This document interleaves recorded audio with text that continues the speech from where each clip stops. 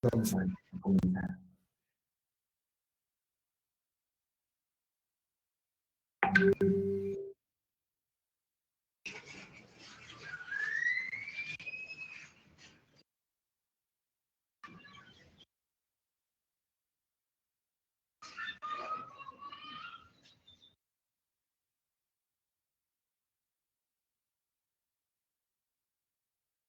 ¿Qué tal, amigos de Teacher Institute? Los saluda Raimundo Sánchez Ticó.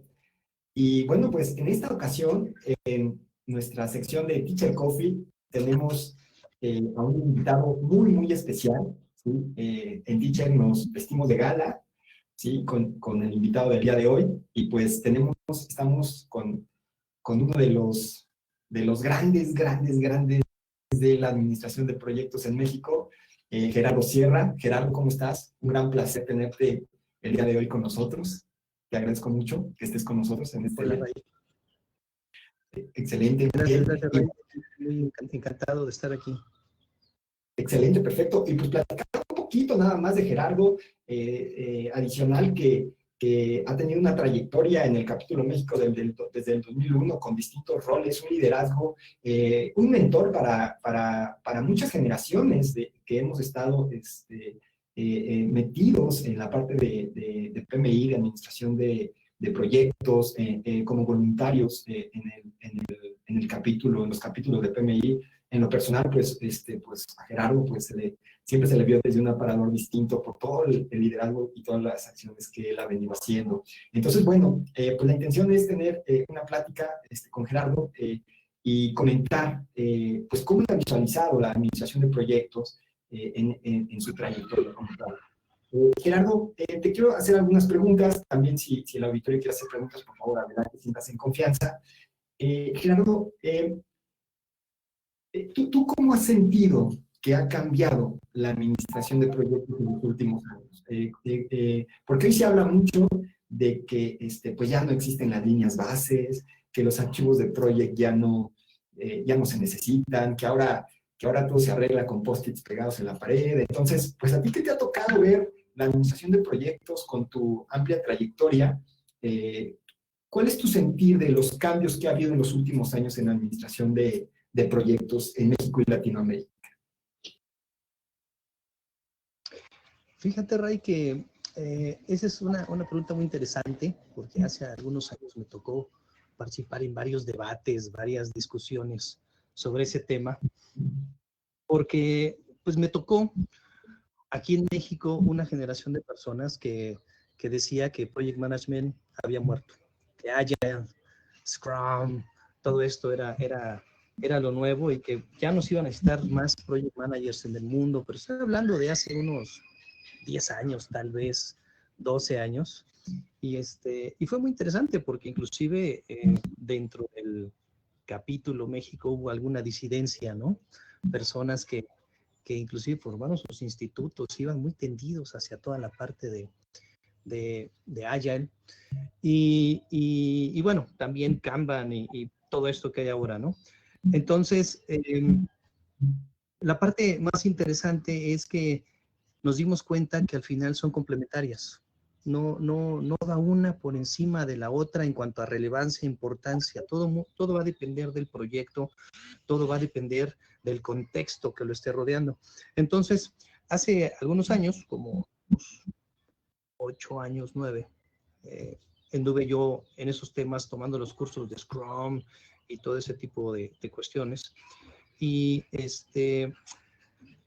venía todo este modelo donde sí hay que hacer las cosas ágiles, pero se estaban empezando a dar cuenta de que te pierdes si todo cambia durante el tiempo y nadie está viendo desde otro punto de vista un poquito más arriba hacia dónde va el equipo Scrum, por ejemplo, te pierdes, ¿no? Porque empezaste teniendo un enfoque final y durante el camino las cosas van cambiando y sabemos que a nuestros clientes se les van ocurriendo cosas, tienen nubes de creación en su cabeza y entonces de repente ya vas para otro lado, ¿no? Entonces tiene que haber alguien arriba que teniendo una visión más global. Además que ahora también hay proyectos ágiles que están corriendo en paralelo, ¿no? Para lograr tal vez el mismo objetivo complementándose. Y si no hay alguien arriba que puede ser o generalmente es un project manager, pues nos perdemos. Entonces, se complementan muy bien todo lo que son estas técnicas, estas formas de trabajar, pero todo depende del proyecto, ¿no? Hay proyectos muy pequeños, hay proyectos muy ágiles que pueden irse por sí mismos, hay proyectos más grandes. Si alguien ha trabajado en bancos, si alguien ha trabajado en farmacéuticas, en automotrices, pues los proyectos realmente son más grandes, ¿no? Entonces necesitan todavía una visión a un poquito más alto nivel. Excelente. ¿A ti qué te ha tocado, por lo que tuvimos oportunidad de platicar, que te ha tocado participar en proyectos transnacionales, con distintas culturas, con equipos distribuidos? ¿Qué tú sientes, y sobre todo con el gran conocimiento que tienes de la cultura mexicana de gestión de proyectos, qué tú sientes que es lo que nos está faltando en Latinoamérica en materia de gestión de proyectos? Porque mucho se habla de la informalidad, mucho se habla de la cultura, mucho se habla de que no nos gusta la administración de proyectos, como a las empresas, a las culturas. ¿Cuál es tu punto de vista? ¿Qué es lo que le hace falta a la cultura latinoamericana en materia de gestión de proyectos? Pues mira, te voy a responder eso con una historia que en algún momento a mí me platicaron y que yo sigo platicando en las clases, en los cursos que doy. Se dice que hace muchos años alguien hizo un estudio, es precisamente para ver si realmente había un impacto en las culturas, había diferentes reacciones, diferentes comportamientos. Y entonces se seleccionaron en diferentes regiones del mundo caracterizadas por su forma de trabajar, se seleccionaron equipos de trabajo de varios países de cada una de estas regiones. Entonces, bueno, estaba Japón, estaba la India, estaba China, estaba España, Francia, Inglaterra, México, Venezuela, Colombia, el país que ustedes quieran de la región, y a todos se les encargó el mismo proyecto. Eran 5 personas, tenían tanto tiempo, el mismo objetivo, el mismo proyecto. Al final, todos cumplieron, todos llegaron al objetivo en el tiempo, alrededor del tiempo, cumpliendo el alcance que se había esperado. La diferencia es el desgaste social, psicológico, con el que llegaron cada uno de estos equipos. Entonces, mientras tienes una cultura oriental como la japonesa, que son sumamente disciplinados y que realmente un atraso, un fracaso, un tema de esos les puede pegar mucho. Por otro lado, tienes culturas en Europa, tienes culturas latinas como la italiana, la española, que son muy efervescentes y hablan y gritan y maldicen, y inclusive si tú no eres de esa cultura y trabajas con ellos, hasta te sacas de onda y te da shock, ¿no? Dices, qué agresivo es esta persona. Culturas como la francesa, inglesa, que históricamente han peleado entre sí por ser los que establecen los estándares del mundo, ¿no? O sea, tenemos el sistema decimal creado por los franceses, el sistema inglés creado por los ingleses, que pues, los dos han tratado de dominar el mundo y al final ganó el decimal, pero siempre ha habido esa competencia, ¿no? Tenemos con los ingleses el Prince, con los gringos tenemos PMI, etcétera. Entonces, es muy curioso porque alemanes, ingleses, japoneses, muy disciplinados, los ingleses y los americanos un poquito más sueltos, relajados, al final llegaron, cumplieron, sin estar realmente muy estresados, sin haberse desgastado socialmente entre ellos.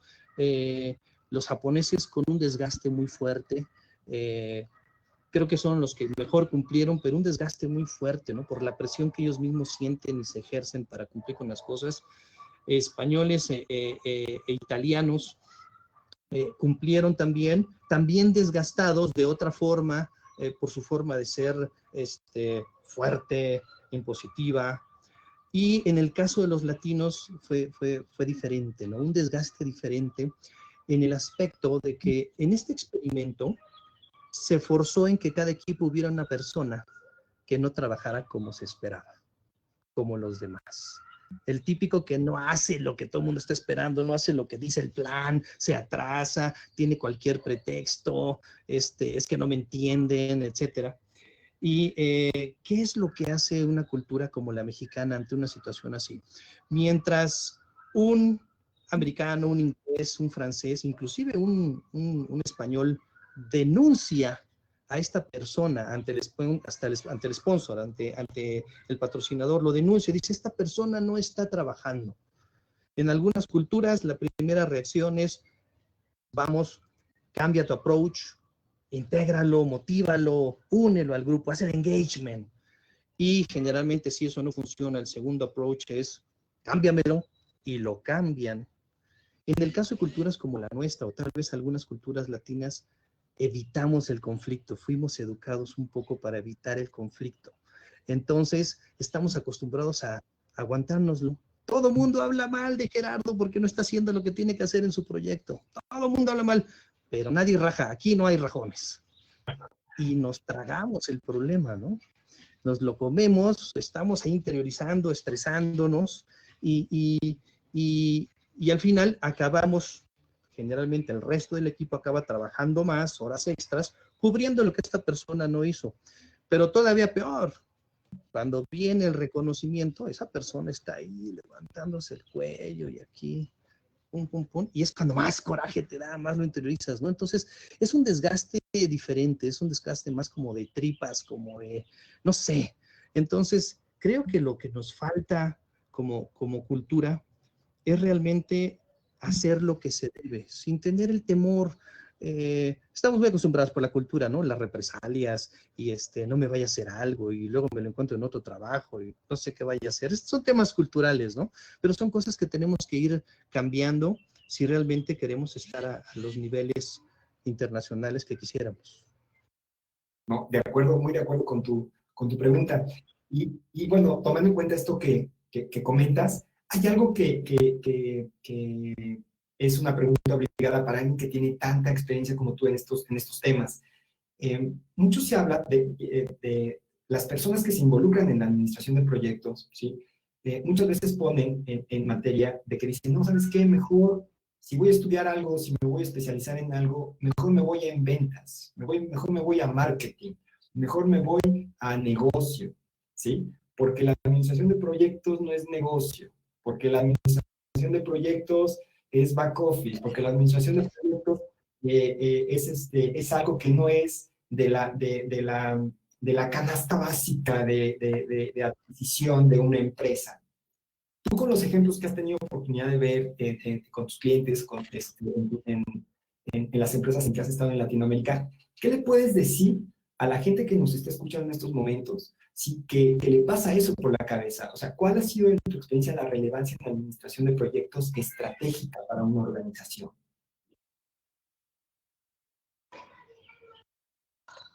Pues mira, en los últimos años mi carrera ha girado alrededor de eso. Es más que administración de proyectos, es la administración de la estrategia. Tenemos que empezar a ver mucho más arriba que voy a decirlo un poco despectivamente, un simple proyecto. No, no, no, son grupos de proyectos, son programas, eso se integra con la operación y tiene que ver en un contexto completamente estratégico. Entonces, como project managers necesitamos entender la estrategia, saber la relevancia que tiene nuestro proyecto en la organización. En algunos cursos que doy, cuando hablamos precisamente de todo el análisis del portafolio, hacemos un ejercicio donde el proyecto que están haciendo, por ejemplo, para graduarse de ese diplomado, lo tienen que poner a competir contra al menos otros 5 proyectos en su organización. Y entonces se definen las variables que ese grupo piensa que tiene estratégicamente la empresa, se define la forma en la que se va a calificar, muy someramente a mano, del 1 al 5, dándole alguna ponderación a las variables. Y deberías de ver las caras que ponen después de hacer el ejercicio, porque se dan cuenta que su proyecto no es relevante, ¿no? Está por abajo de esos 5, ¿no? Y entonces lo que les digo es, bueno, no les extrañen de que no les llegan los recursos, de que su patrocinador, si tiene otros 2, 3 proyectos más importantes, pues no los va a recibir exactamente a la hora y el día que ustedes quieran. Entonces, se tiene que comprender precisamente todo ese contexto estratégico, ¿no? Al final de cuentas, yo te podría decir que uno cine proyectos tiene que estar evolucionando a una oficina de estrategia, Strategic Management Office, ¿no? Y es hacia lo que tenemos que tender. Perfecto. Y bueno, con eso que comentas, me ganaste la siguiente pregunta. La oficina de proyectos, la PMO, ¿sí? La búsqueda constante de valor en esa estructura como tal. Ese sería el comentario que tú ponías en la mesa, o sea, que la oficina de proyectos tiene que estar buscando siempre la entrega de valor, ¿sí? No sé si quieras profundizar más en ese tema o eso es lo que tú podrías colocar con la oficina de proyectos. ¿Qué recomendaciones les darías a las oficinas de proyectos hoy en día que, bueno, con tanta diversidad, ¿sí? Con tantas necesidades, con tantos cambios que ahora pues se dice que las estrategias ya no duran más de 6 meses, de 3 meses. Entonces, las personas que trabajan en la oficina de proyectos, que están acostumbrados a hacer forecasts anuales, planes, tal vez más allá de 6 meses, ¿qué les recomiendas? Hacia dónde apuntar las PMOs? Pues mira, primeramente hay que ver un plan desde diferentes niveles, desde diferentes alturas, ¿ok? Siempre va a haber, en cualquier empresa va a haber un plan maestro. Ese plan maestro difícilmente va a cambiar. O sea, mover la empresa, cambiarla de giro, no es cosa de 3 semanas. Algunas nuevas, muchas startups, pues por eso son startups. Bueno, pues pueden cambiar de giro de un día para otro, son 15 personas, pero hay grandes empresas que tienen cientos, miles de personas que no van a cambiar de un día para otro. Hay una estrategia muy arriba que no va a cambiar. Ahora, la forma de ejecutarla, la forma de llevarla a cabo, el detalle fino, es el que puede ir cambiando constantemente, ¿no? Entonces, una oficina de proyectos tiene que tener varios ángulos de visión a nivel calle, ¿no? Sentado en la banqueta, con la gente operativa, le van a pasar su chela, ¿no? Gerardo, ven, échate una chela aquí con nosotros, ¿no? Y tú le vas a, oye, ¿qué onda? ¿Cómo va todo? No, pues ya ves, aquí siempre resolviendo las emergencias, asegurándonos que esto esté jalando, mano. Esto si nosotros no podría vivir, no jala. Y además, mira, tratando de hacer que los de allá arriba, estos gerentillos, pues entiendan, ¿no? Que a ver si un día se arremangan y bajan, ¿no? Y al rato, como project manager, pues vas a estar en la cafetería con tu charolita, ahí con los gerentes, haciendo la fila, ¿no? ¿Qué hubo, Gerardo? ¿Cómo ves la cosa? No, pues está muy bien. ¿Ustedes cómo la ven? No, pues mira, aquí, pues haciendo que esto funcione, ¿no? Si nosotros esto no funcionaría, ¿no? Y a ver cómo hacemos que los de operación jalen, man. Si no lo estás arreando, las cosas no funcionan, ¿no? Y hay diferentes puntos de vista, diferentes lenguajes. Yo les digo que un project manager es multilingüe, ¿no? Porque no es lo mismo el lenguaje que se habla allá abajo en la operación, que es un lenguaje técnico de mucho detalle, al lenguaje que se habla en la alta dirección, que es un lenguaje enfocado a resultados, un lenguaje muy gráfico. Pues como oficina de proyectos tenemos que aprender diferentes lenguajes, hablar diferentes cosas, a ver la situación desde diferentes ángulos. ¿Qué pasa? Nuestro proyecto, yo los invito a que algún día hagan un análisis de riesgos poniéndose diferentes cachuchas, análisis de riesgos de su proyecto. Si ustedes analizan primero de entrada como project managers, pues deben de tener su análisis de riesgos del proyecto, su log de riesgos y toda la cosa, muy padre, ¿no? Pero ahí están viendo un pedacito así de chiquito, están viendo su proyecto. ¿Qué pasa si después de ahí se salen de su proyecto y hacen un análisis de riesgos operativo como parte del entregable de su proyecto? ¿Qué va a pasar? ¿Cuáles son los riesgos en los que se va a incurrir al momento que ustedes entregan el producto de su proyecto, empieza a operar? ¿Qué riesgos operativos hay ahí? Y les va a cambiar la visión. Pero después, muévanse a la dirección media. ¿Cuáles son los riesgos asociados ya no a su proyecto, sino a lo que está provocando su proyecto en la organización? Y luego váyanse a la alta dirección. Y la alta dirección no está viendo su proyecto, está viendo ya riesgos de nivel mercado, riesgos de nivel corporativo, riesgos de competencia a otro nivel. Pero la invitación es esa. O siéntense con esos diferentes niveles y pregúntenle, hagan un análisis de riesgos sobre el mismo tema de su proyecto. Oigan, que su proyecto es la implementación del nuevo ERP, ¿no? Toda la parte módulo financiero, ¿no? Ok, el riesgo de mi proyecto son estos, los riesgos operativos que va a provocar y que se van a dar derivado de mi proyecto son estos, y es probable que el alcance de su proyecto cambie después de que hagan ese análisis, ¿eh? Porque van a ver que hay unos riesgos que ustedes estaban viendo del proyecto y realmente son operativos. Y después váyanse con el gerente, el director de finanzas, y luego váyanse con la dirección general y van a ver que lo mismo lo ven desde diferentes ángulos. ¿Qué pasa si como oficina de proyectos tú ya llegas con esas personas y les haces ver esos temas? Y eso ya está generando valor. Entonces, la oficina de proyectos tiene que ver la parte operativa, sí, metodología, sí, reporteo, sí, seguimiento, project managers, tal vez capacitación, formación, apoyo, soporte. Y por otro lado, tiene que estar viendo la parte estratégica de portafolios, integración, generación de valor. Entonces, son diferentes niveles donde toda persona que gestiona una oficina de proyectos tiene que tener la capacidad de ver esas múltiples dimensiones de lo mismo. ¿Okay? Buenísimo, totalmente de acuerdo contigo. Y bueno, comentarte, nos están haciendo algunas preguntas. Te manda saludos Gustavo Pastrana, ¿sí? Te manda aquí un mensaje. Saludos. Empiezan también a hacer algunas preguntas, ¿sí? Hay una pregunta que tiene que ver con la parte de PMI. Dame oportunidad de hacerte otra pregunta del área de conocimiento de administración de proyectos para tocar el tema de PMI. Te empiezan a preguntar de cuál es el panorama de PMI, etcétera. Y bueno, para tocar base con esta área de conocimiento de administración de proyectos, el tema de tecnología de información. Desde tu perspectiva, hay una postura de que la administración de proyectos, las metodologías solamente son para TI. Las certificaciones de los institutos van alineados con un gran apego a tecnologías de información.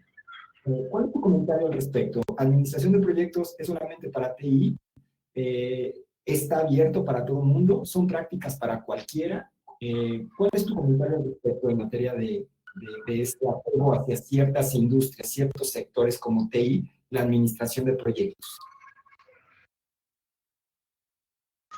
Pues mira, de primera instancia les diría, como dice por ahí un personaje, no caigan en provocaciones, ¿ok? No es un tema de TI. La administración de proyectos surgió, realmente las técnicas, muchas de las prácticas surgieron hace miles de años. Iniciaron con la construcción. Hoy en día la industria de la construcción tiene técnicas, tiene prácticas increíbles de administración de proyectos que todavía TI no logra concebir, ¿no? Un ejemplo, todo el tema de estimaciones.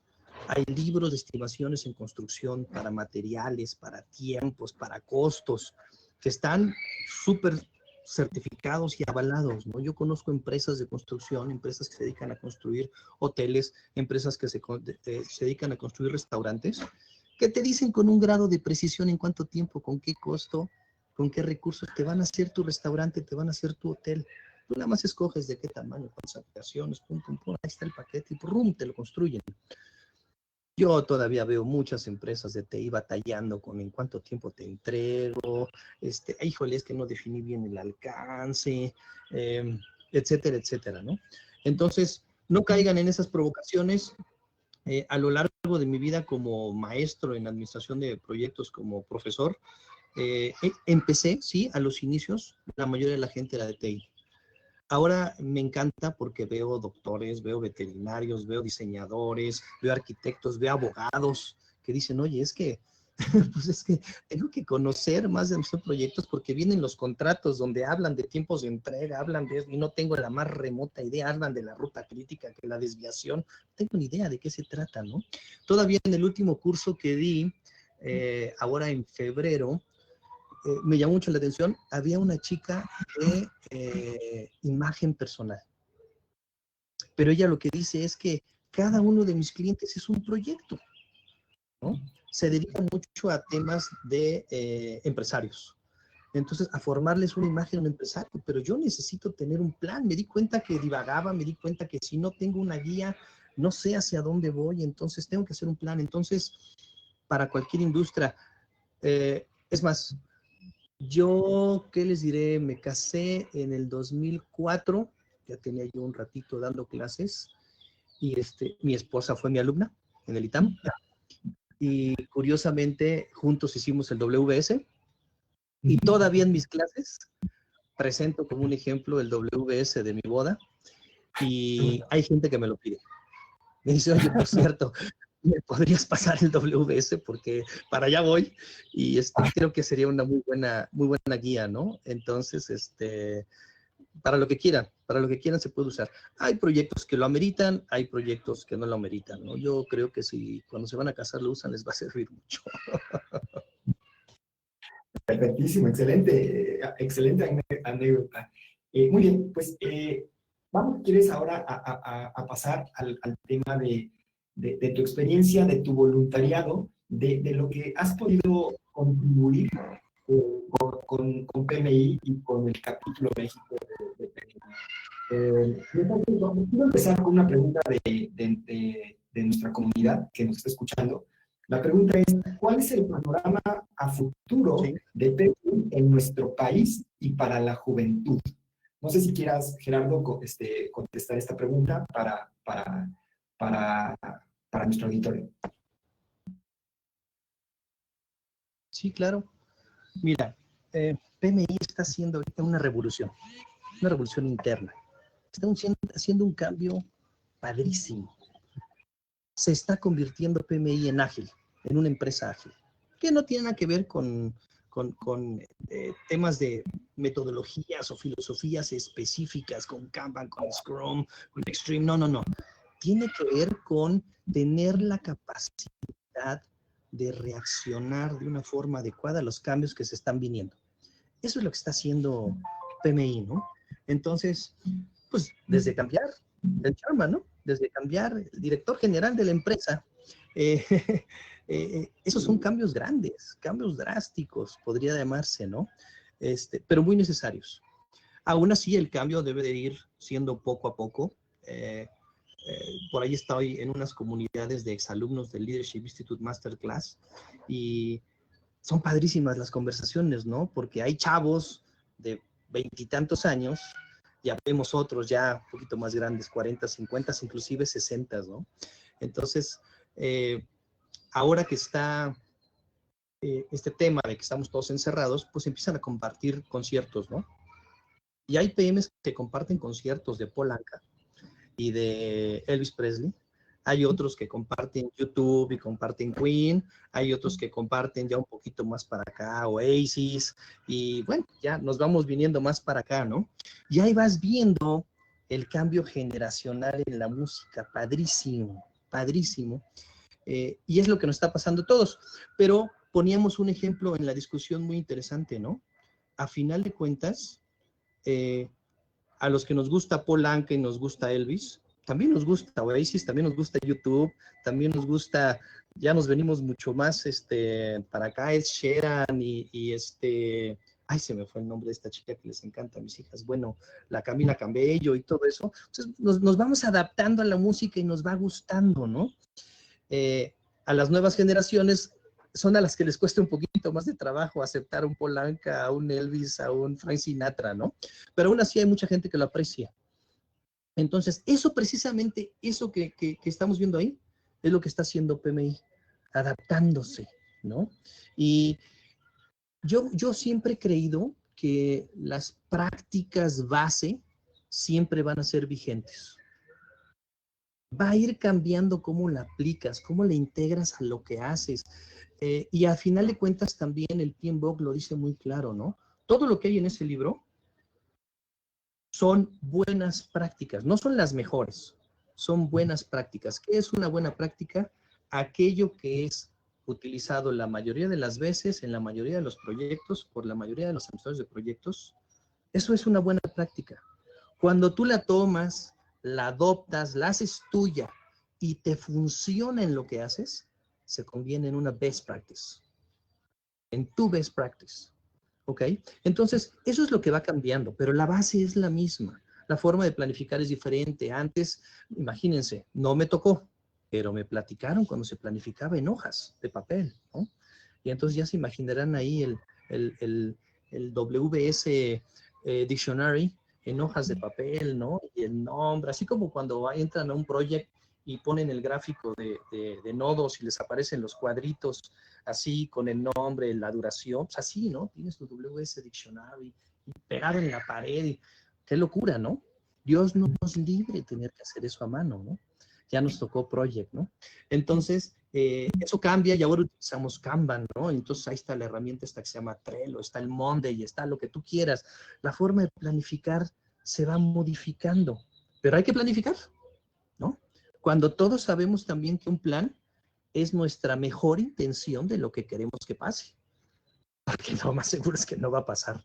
Si siempre pasara lo del plan, no necesitaríamos project managers, porque pues ya sabemos que esto se va a dar como agua, no va a fluir. Pues no, no va a fluir. Lo más seguro es que se va a desviar y necesitamos a alguien que esté tratando de hacerlo, que regrese. Eso no va a cambiar en cualquier proyecto, como lo planifiques, como lo des, con la duración que tenga, ¿no? Perfectísimo. PMI Capítulo México hace pocos años acaba de celebrar sus 20 años. Tú estás a punto de celebrar tus 20 años de voluntariado, si mal no recuerdo, ¿sí? Si mal las fechas no están, no me fallan las matemáticas. La pregunta aquí en concreto es, ¿qué es lo que en este tiempo que tú has estado, en estos casi 20 años que has estado como voluntario, qué es lo mejor que te ha dejado a ti, a Gerardo, ser voluntario de PMI?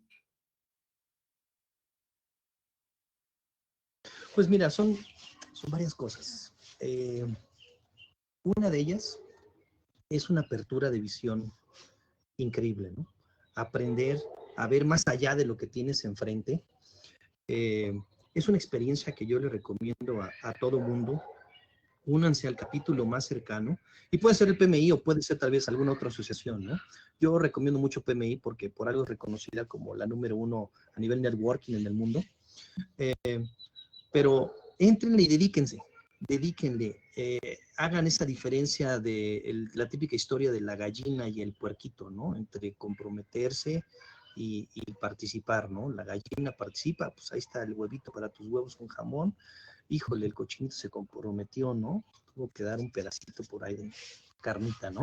Entonces, comprométanse, éntrenle, dedíquense, les va a dejar mucho. A nivel curricular deja mucho, pero a nivel personal, la experiencia de participar ahí, de estar dando, de estar creando, de ver la satisfacción de la gente cuando recibe de la asociación, y luego de ahí saltar a ligas mayores, ya ser un voluntario a nivel PMI, a nivel global, donde participas en los diferentes comités, en los diferentes councils de estándares, de ética, de reforzamiento de todo lo que es el conocimiento de los capítulos.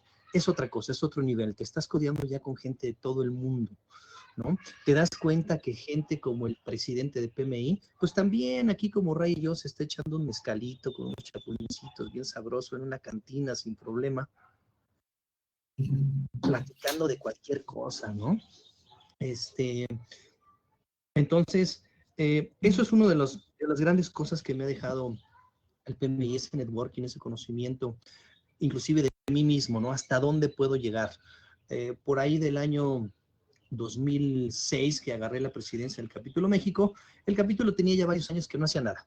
Estaba un poco perdido, había habido algunos conflictos y entonces pues me animé, me postulé y quedé como presidente, y quedaron otras 3 personas conmigo que tomamos la decisión de volver a sacar al capítulo.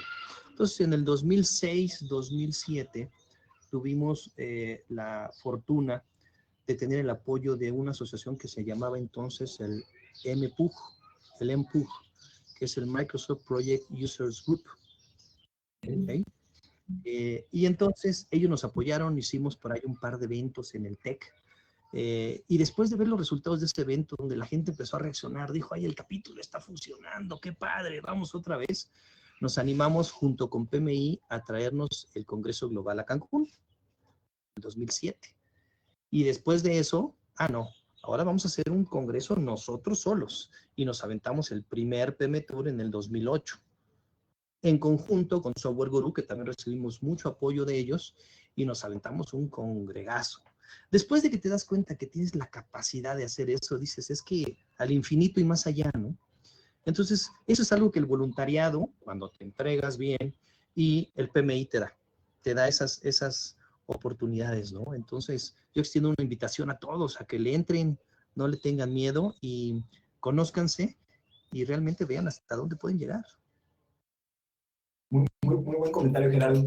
Y bueno, ahora, mucha gente que ha ido a los congresos de PMI, pues lo ve desde la silla hacia el panel. Y bueno, a ti y a mí que nos ha tocado estar en el panel, sabemos que el estar en el panel, la sudoración de estar en el panel, de pasar los papeles en el último momento, de estar viendo qué es lo que tiene que pasar para que sigan las cosas en el momento, y que mucha gente no se da cuenta del esfuerzo, de la logística, e incluso del carácter que se te forma cuando estás en estas posiciones de mesas directivas, en estos comités que tú mencionas. ¿Alguna experiencia, alguna anécdota que nos quieras compartir que sea atípica con la gente que nos está escuchando? Gerardo Sierra, lo que tú platiques, que no se te olvide, alguna vivencia dentro de tu voluntariado en PMI que nos quisieras compartir.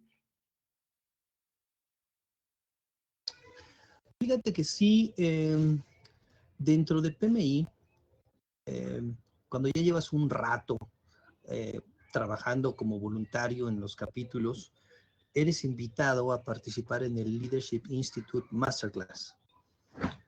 Son grupos de entre 30 a 40 personas que durante un año el PMI te apoya. ¿Perdón? Y que es un honor estar invitado. Si tú estuviste invitado y has mentoreado gente ahí, es algo para la gente que no sepa qué es como una maestría en PMI, es algo que son seleccionados por PMI. Así es. Entonces, es una experiencia increíble. Durante un año te ves en diferentes lugares. A mí me tocó participar en el Estados Unidos, pero ya hay uno en Latinoamérica, entonces se ven en diferentes países, 3 o 4 reuniones en el año en estos diferentes países o en diferentes lugares de algún país. Y se crea una familia, se crea un grupo. Te digo que estamos ahorita en grupos de eso y nos seguimos compartiendo cosas. Y hay varias sesiones ahí muy interesantes. En una de ellas se crea el ambiente para que te abras y compartas. Entonces, eso rompe el hielo increíblemente. Pero además te hacen una evaluación con una herramienta que ellos llaman el SDI, donde te pintan de colores. Entonces está el color azul, aquellas personas orientadas a la gente, el color verde, aquellas personas orientadas a la información, a la planificación, el color rojo, aquellas personas orientadas a la acción, al objetivo, y te hacen tu evaluación y te van diciendo si eres azul rojo, azul verde, verde rojo. Y es interesante porque en el centro de esta gráfica de colores hay algo que se llama el hub, y es una persona que tiene la capacidad fácilmente de ir adaptando el color que necesite, depende con la persona que está trabajando. Y lo que te enseñan precisamente en estos cursos y con estas técnicas va muy orientado hacia el manejo del conflicto, porque te explican y te dan toda la enseñanza de cuando tú estás en una posición cómoda, cuando tú estás en un estado estable, tú tienes un comportamiento. Yo, por ejemplo, soy verde-rojo, ¿no? Estoy entre el verde y el rojo, pegadito al hub. Pero cuando yo entro en conflicto, me voy hacia el verde. Necesito más información, necesito estar más seguro. Vamos a revisar otra vez, ¿no? Entonces empiezas a aprender a conocerte a ti mismo. ¿ok? Es una experiencia muy, muy, muy padre y lo pones en práctica además. Entonces, para mí es atípico porque realmente solo en 2 empresas de todas las que he trabajado he visto algo parecido, pero creo que la que más impacto ha dejado en mí es esta de PMI, porque después de esas sesiones cambié mucho de mí mismo, cambié mi forma de management, mi forma de liderazgo, muchísimas cosas, ¿no? Por eso es que es algo que yo recomiendo ampliamente, ¿no? Intégrense, crezcan dentro del PMI y va a llegar un momento donde saltan al capítulo, ya van más allá, y el capítulo los recoge y te empieza a dar herramientas, te empieza a formar. Perfecto, es una carrera, ¿no? Que vas subiendo y vas creciendo en esa parte. Excelente, muy bien. Y bueno, nos preguntan de la comunidad, nos hacen una pregunta acerca de la juventud. ¿Qué le recomiendas a la juventud?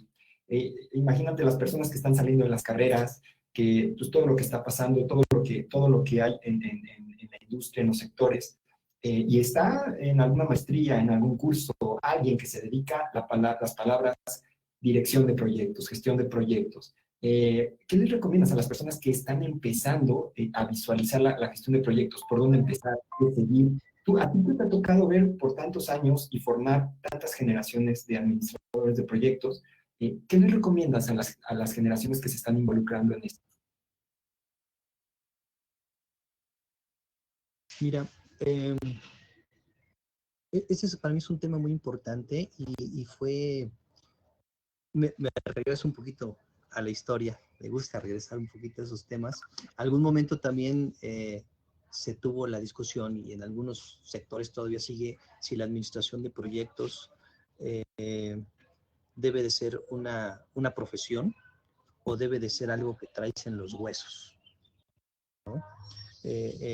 Entonces, yo personalmente soy muy del punto de vista que debe ser algo que traes en los huesos, porque prácticamente toda la vida vamos a estar administrando proyectos, independientemente de lo que hayas estudiado. Si eres doctor, si eres ingeniero, si eres abogado, si eres economista, vas a hacer proyectos. Entonces, eh, digo, no vas a tener la profesión de project manager, que hoy en día también es una profesión, pero yo creo que debe ser algo que tienes en los huesos. Entonces, yo la recomendación que les daría es involúcrense en administración de proyectos, aunque formalmente no sean en su empresa project managers. No tienen idea lo que les va a ayudar. ¿Okay? Dentro de mi historia también como profesor, ha habido momentos muy gratificantes cuando me encuentro o me contactan exalumnos que la verdad es que cuando fueron al curso no le veían ni por qué. Me mandaron, el típico me mandaron de la empresa, ¿no? Pero me decían, oye, es que yo me acuerdo mucho de aquella historia que nos contaste, que tú estabas en proyectos y a desvelarse, a trabajar fines de semana, no ver a la familia y todo. Y cuando te encontraste con las prácticas de administración de proyectos, tu vida cambió, porque se disminuyó notablemente todos esos conflictos que se generaban, ¿no? Y entonces, cuando te empiezan a platicar, oye, yo empecé a poner las prácticas sobre la mesa, a ponerlas y a remar contracorriente, ¿no? Y al rato mis compañeros me decían, oye, pero ¿cómo le haces? Tú te vas más temprano, ¿cómo le haces? Pero es que tú siempre tienes la respuesta para el jefe. Oye, es que nos piden un estimado y yo le digo dentro de 2 semanas y la verdad no tengo la más remota idea y tú le dices dentro de 2 meses y pues entre que le atinas más o menos, ¿no? Por lo menos eres más acertado, ¿no? ¿Cómo le haces? No, pues fue un curso de Project Management, ¿no? Entonces, yo mi recomendación es, no importa lo que se dediquen, métanse al Project Management, conózcanlo, aplíquenlo y busquen gente que les ayude o que los retroalimente de cómo lo aplicaron. Esa también es otra recomendación. No se conformen con ir al curso. El curso no va a resolver nada. Leer el PMBOK no va a resolver nada. Tienen que aplicarlo, tienen que vivirlo, tienen que equivocarse para ver qué pasa y preguntar. Pregúntenle a la comunidad de proyectos, hagan su networking, hagan su comunidad. Aquí está Raimundo, puedo estar yo, puede haber mucha gente que los va a poder ayudar y les va a contestar. Hoy en uno de los grupos de chat, alguien preguntaba, creo,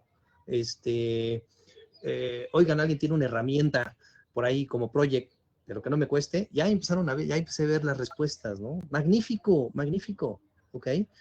Pero así como eso, oigan, ¿saben qué? Tengo un tema, la verdad es que no me está saliendo la ruta crítica, oigan, ¿cómo nivelo recursos? Oigan, ¿cómo hago un análisis de riesgos? Oigan, ¿cómo calculo esto?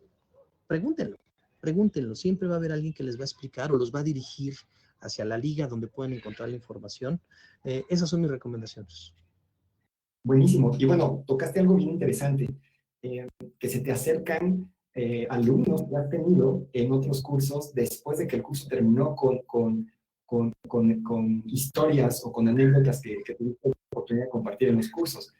La verdad es que no me sorprende lo que comentas porque tuve oportunidad, y te lo había comentado, de escuchar una conferencia tuya y pues eres un extraordinario expositor, un extraordinario profesor en la parte de administración de proyectos. Es impresionante tu performance arriba del aula, tengo que decirlo.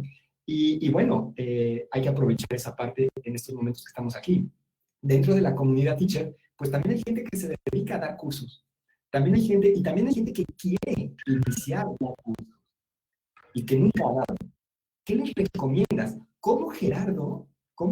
Aquí hay dos preguntas. ¿Cómo Gerardo se fue preparando, fue desarrollando la competencia para ser hoy el expositor que es en la administración de proyectos? ¿Sí? Y la otra es también si, como tú dices, si lo traes en los huesos, ¿sí? O no lo traes en los huesos, esta habilidad, esta pasión, esta pues, carrera para dar entrenamientos, consultoría en administración de proyectos. ¿Qué le recomiendas a la gente que quiere iniciarse en esta parte? Ok, bueno, mira, primero en el punto de traerlo en los huesos, tienes que meterlo tú en tus huesos, ¿no? A mí me encanta mucho la filosofía de PMI, también la típica disyuntiva, los líderes nacen o se hacen, ¿no? Y entonces está polarizado, ¿no? Hay unos que dicen que nacen, otros dicen que se hacen. A mí me encanta el punto de vista del PMI. Todos nacemos con la capacidad de ser líderes. Todos, absolutamente, sin falta. El tema es si tuviste a lo largo de tu desarrollo, de tu formación, de tu evolución, todos los elementos necesarios para hacerte un líder. Pero de que tenías la capacidad, la tenías. Yo les voy a dar un ejemplo. Cuando mi hija mayor tenía 4 años, ya íbamos regresando a la casa, y entrando me dice, oye papá, ¿qué hacemos? Yo le dije, no sé, ¿qué podríamos hacer? Y me dice ella, pues no sé. Y yo me fui por la fácil. Oye, pues vamos a ver la tele. ¿No? Fácil, la niñera gratis, ¿no? Y me dice, oye, ¿pero qué vamos a ver? Y dije, en la torre, no sé. Y me quedé pensando. Y me dice mi hija, pues mira, yo no sé tú qué quieras ver, pero yo quiero ver Dora. Entonces, cuando termine un capítulo de Dora, tú ya puedes ver lo que quieres. Y ahí me di cuenta que los niños desde chiquitos tienen una capacidad de negociación y una certidumbre de lo que quieren increíble. Las generaciones han ido cambiando. Yo te puedo decir, yo siento que yo fui un niño subvalorado, menospreciado. No yo por ser Gerardo, sino toda mi generación, todos nosotros, ¿no? Ay, es un niño, no sabe, ¿para qué le explicas? Ay, no, oye, ¿y por qué? Porque soy tu papá, porque soy tu mamá. Y no estoy diciendo que mis papás hayan sido malos. Así era, ¿no? La cuestión ha cambiado, ¿no? Entonces, los niños ya traen una capacidad increíble, increíble de muchas cosas. El tema es cuando si yo a mi hija le hubiera dicho, pues te amuelas, mijita, porque yo quiero ver otra cosa. No, papá, es que mira que tú no estás seguro, pero yo soy tu papá. Entonces, ¿qué empiezo a hacer? Le empiezo a coartar, a cortar su capacidad, su habilidad de negociación y de tener la decisión de lo que quiere. Entonces, ahí lo que yo tengo que hacer es empezar a fomentar más negociación. Entonces, desde entonces yo evito con mis hijas, pues porque soy tu padre, porque yo digo, no. ¿Por qué? Explícame. ¿Qué es lo que tú necesitas? ¿Qué es lo que tú buscas con eso? Para empezar, a que ellas mismas se defiendan su punto, lo soporten, ¿no? Entonces, ese es un punto sumamente importante y relevante, ¿no? Las nuevas generaciones vienen revolucionadas, hay que darles la oportunidad, hay que darles el contexto, hay que darles el ambiente propicio para que lo desarrollen, lo crezcan, ¿no?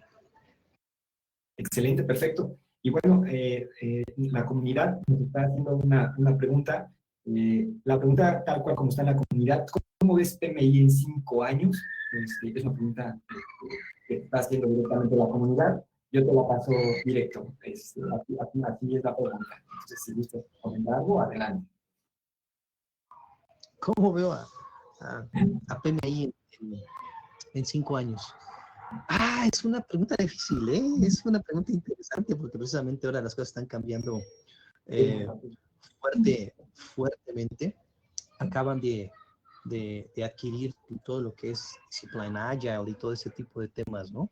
Obviamente buscando toda esta parte del contexto de la disciplina, más allá de los proyectos, sino de las empresas. Yo a PMI lo veo en 5 años, yo creo que más fuerte de lo que es ahora.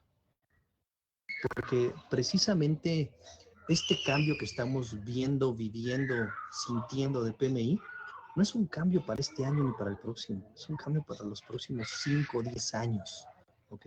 Volvemos a lo mismo. Las empresas tienen una estrategia a muy alto nivel que difícilmente va a cambiar. Ellos quieren seguir apoyando, fomentando las prácticas de project management. Ellos quieren seguir haciendo que las empresas tengan más éxito en sus proyectos. Quieren seguir profesionalizando la práctica, obviamente generando trabajo para todos aquellos certificados, obviamente, y eso lo van a seguir haciendo. La forma en la que lo hagan va a ser diferente.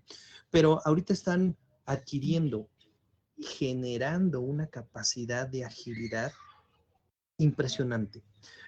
Tomen en cuenta esto, todo lo que se haga, todo, absolutamente todo, tiene que tener cimientos. Eso es algo que en algún momento a la gente de Ágil o a algunos pensadores de Ágil se les olvidó. Ágil es, aviéntate ahorita un sprint y luego otro sprint, y de repente todo muere. Si tú no sientas las foundation, los cimientos de lo que vas a hacer en los próximos 4 o 5 sprints, te vas a perder, se va a diluir. Entonces, ¿qué es lo que está haciendo ahorita PMI? Pues le va a dedicar 2, 3, 4 años a crear los cimientos de esa capacidad de generar agilidad, de responder rápidamente y de llevar el tren a 200 kilómetros por hora y que de repente digan, ups, ¿qué crees? Ya no es para allá, ahora hay que dar vuelta para el otro lado y poder dar la vuelta en un tiempo muy corto y con todas las de ganas. Eso es lo que está generando, eso es foundation ahorita. Entonces, así es como veo yo a PMI en los próximos años. Me gusta mucho cómo lo comentas, más fuerte, porque al final del día, pues, todo lo que se está haciendo, pues, el PMI, pues, tiene esa consolidación, esa base instalada pues, que va a saber encaminar en algún momento. Bueno, pasarte a algunos comentarios, Gerardo, el tiempo vuela, nos queda ya poco tiempo. Juan Cachola, de la comunidad Teacher, pues, te manda felicitarte. Y dice que lo reparó tu energía, entonces, bueno, pues ahí está un comentario también. También Gustavo de la Cruz, que comenta que se certificó el 11 de mayo del 2010, por lo que estás comentando. Y bueno, también hay una pregunta, te la paso también directo, para poder aprovechar estos minutos.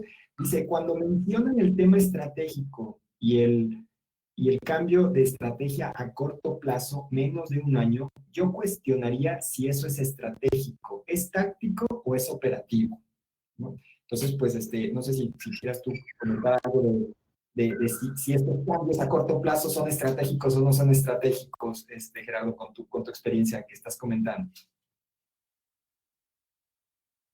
Yo diría que hay una línea muy delgada, una nube gris ahí entre si es estratégico o es táctico. Depende de la empresa, depende del contexto. Si tú me dices que una empresa, voy a poner una muy grande, como Pemex, te dice que va a hacer un cambio de estrategia en un año, imposible. Detener ese tren y voltearlo, imposible, ¿no? Pero si me estás hablando de una fintech que tiene 1 o 2 años de creado y que se da cuenta, porque para eso son las fintech, ¿no? O sea, se vale equivocarse. Oye, yo dije que iba por aquí, ya llevo 2 años y no va por aquí, va por acá, pues ahora la estrategia va para acá, ¡prum! Y para ellos, que es un grupo pequeño, todo lo manejan con tecnología, son 10, 15, 20 personas, mover la estrategia en 6 meses, 3 meses, 1 año, es fácil, relativamente, es sencillo. Entonces, depende el contexto, depende el panorama de la empresa, ¿no? O sea, no podemos generalizarlo como tal, pero vuelvo a lo mismo, siempre hay una estrategia acá arriba, ¿no? Hacia dónde vamos, qué queremos hacer, tiene que ver con la misión y la visión. Por lo general, las empresas van a cambiar tácticamente, van a cambiar la forma en la que ejecutan la estrategia, pero su misión y su visión siguen siendo las mismas, porque si cambian eso, ya es otra empresa, totalmente, ¿no? Y ahí es donde los invito, que es lo que les decía de los PMOs, a ver todo desde diferentes niveles, diferentes panoramas, ¿no? Como hay. Excelente. Pues Gerardo, yo te quiero dar las gracias por esta oportunidad, por recibirnos aquí en Teacher Coffee, en este espacio que pues, estamos trayendo a personalidades de tu envergadura. Muy seguramente pues podremos hacer muchas más cosas. La comunidad Teacher, pues les hemos presentado tus credenciales.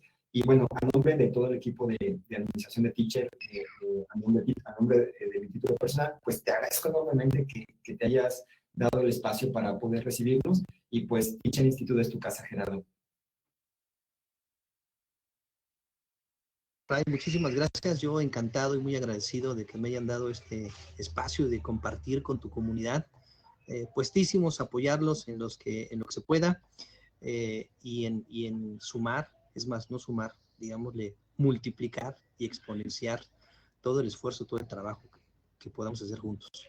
Y déjenme decirles que, bueno, estamos en épocas de pandemia, pero el que no ha visto una conferencia de Gerardo de administración de proyectos no ha vivido, ¿eh? Entonces, muy recomendable verlo en el aula. Seguramente vamos a tener la oportunidad de poder hacer más cosas con él. Y bueno, no se van a arrepentir de escuchar estas ponencias que seguramente vamos a poder seguir presentando. En estos momentos es complicado, pero más adelante seguramente lo vamos a poder generar. Pues nuevamente, Gerardo, te agradezco muchísimo, ¿sí? A nombre de todo el equipo de Teacher. Y bueno, también les agradecemos a toda la comunidad Teacher por estar aquí con nosotros en estos espacios. Por favor, síganos siguiendo, sí, síganos siguiendo, estén con nosotros en nuestro canal de Teacher Coffee, todos los miércoles a las 7 de la noche, pues tenemos estas pequeñas charlas con personas de la envergadura como Gerardo Sierra. Les avanzo, para el siguiente miércoles a las 7 de la noche está confirmado Conrado Morlan, ¿sí? Gerardo, si quieres entrar a la conversación, estás invitadísimo, ¿sí? Para platicar con Gerardo, con Gerardo. Miércoles de la noche nos vamos a tomar algo, un cafecito o algo con Conrado para platicar con él, ¿sí? Bien, pues les agradezco mucho a todos, ¿sí? Y bueno, pues seguimos entonces en comunicación. Que tengan una excelente tarde, ¿sí? Gerardo, muchas gracias, ¿sí? Éxito y cuídense. Gracias. Gracias. Adiós a todos.